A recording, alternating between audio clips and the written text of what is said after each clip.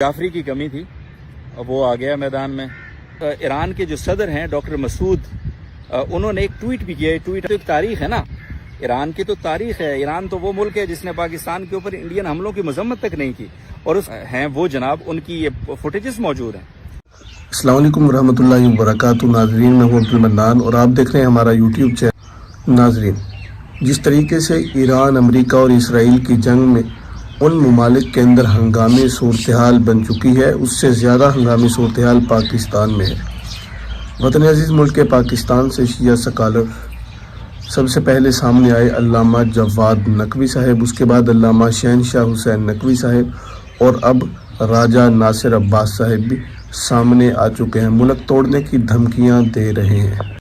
इन तीनों हजरात के क्लिप्स के बाद जामिअत रशीद कराची की तरफ से बड़ा सख्त एक्शन लिया गया।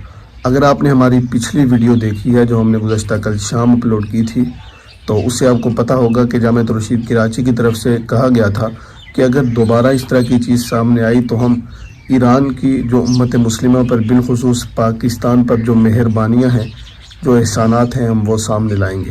वो तमाम चीज़ें जामिअत रशीद कराची सामने ला चुका है। स्क्रीन पर पहले उनका वीडियो क्लिप समात करें, उसके बाद बात करते हैं। तकरीबन 2.5 से 3 मिनट का क्लिप है जामिअत रशीद कराची वालों का, और उसके बाद आपको एक और इसी हवाले से एक और सरप्राइज भी है। अस्सलाम वालेकुम रहमतुल्लाहि व बरकातहू। मेरे सब आप खैरियत से होंगे माशाल्लाह। जवाद नकवी, शहनशाह नकवी, और उसके बाद इन दोनों के बाद एक जाफरी की कमी थी, अब वो आ गया मैदान में।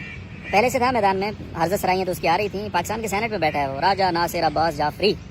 एक तो उसकी सियासी वाबस्तगी, और सियासी से ज़्यादा वो अपने मकरू मकासद ही के लिए इस सियासी जमात की शील्ड उसने ली थी पहले, और ये आप सबको पता है, कोई सुपर सीक्रेट नहीं है।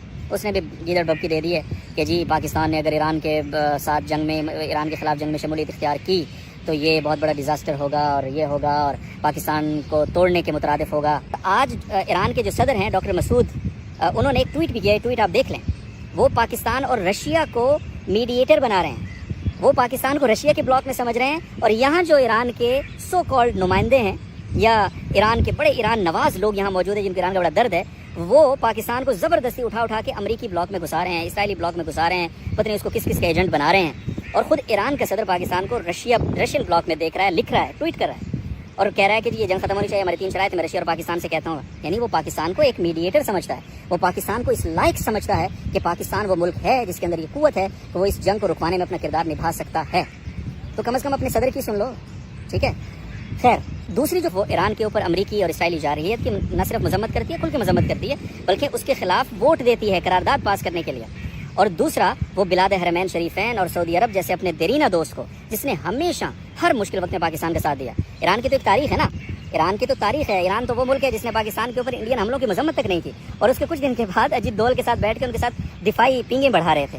ईरान के जो अली अकबर अहमदियान साहब, उनके सिक्योरिटी सुप्रीम काउंसिल की सेक्रेटरी हैं वो जनाब, उनकी ये फुटेजेस मौजूद हैं, सुपर सीक्रेट नहीं है। उससे पहले तो ये BLA का मसला हो, बलूचिस्तान के अंदर मिसाइल हमले करना हो, ये सारी चीज़ें ईरान से हुई हैं। लंबी तारीख है, उस तारीख पे कभी फिर बात करेंगे। तल्ख है, मैं चाह रहा हूँ कि इस वक्त हम उसको डिस्कस ना करें, बाद में देखेंगे, हम यही चाह रहा हूँ। लेकिन ये जो जवाद नकवी और ये जो शहनशाह नकवी और ये नासिर अब्बास जाफरी, ये चाहते हैं कि हम उनको डिस्कस करें। तो अगर आप मजबूर करेंगे तो फिर हम कच्चा चट्टा खोलेंगे बारी बारी के। कब आपने अमरीका के साथ मिलकर आलम इस्लाम को नोचा है, अमरीका के साथ मिलकर, जिसको आज आप तागूत कह रहे हैं ना, उसी अमरीका के इत्तेहादी आप कब बने।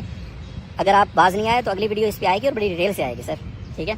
तो इसलिए मसले की बात नहीं करना चाहते, मुल्क की बात करना चाहते हैं। और आपसे भी ये रिक्वेस्ट करते हैं कि मुल्क को मत जलाएं, मुल्क को फिरका वारियत की आग में मत धकेलें, ठीक है। अगर आप अपने मुल्क के सगे नहीं हो सकते, जिस मुल्क का खाते हैं, पीते हैं, रहते हैं, मरात इस्तेमाल करते हैं, है ना, जिस मुल्क की शील्ड यूज़ करते हैं आप, अगर आप उस मुल्क के नहीं बन सकते, आप दुनिया में किसी के नहीं बन सकते। आप ना घर के हैं ना घाट के हैं, ये मान लें।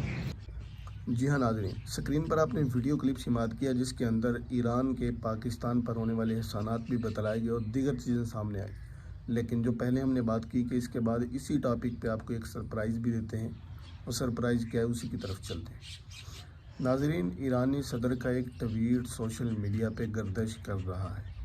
उस ट्वीट के अंदर उन्होंने पाकिस्तान को इस काबिल समझा कि